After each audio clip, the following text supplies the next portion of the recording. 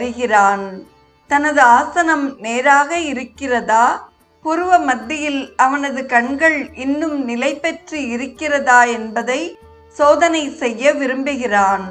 இவற்றில் மாற்றமில்லை என்பதை தெரிந்து கொண்ட பிறகு அவன் தற்காலிக உணர்வு இழப்பானது யோகத்தின் ஒரு நிலை என்பதை தெரிந்து கொள்கிறான்.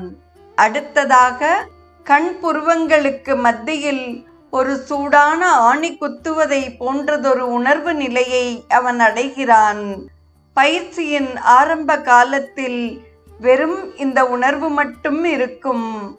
ஆனால் பயிற்சியின் மேல்நிலையில் இதைத் தொடர்ந்து ஒளிகளும் தோன்றுகின்றன.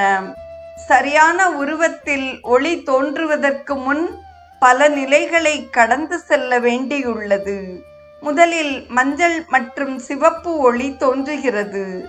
நடுவில் சிவப்பு ஒளியும் அதன் இருபுறத்திலும் ஜுவாலை போன்ற மஞ்சள் ஒளியும் தோன்றுகின்றன.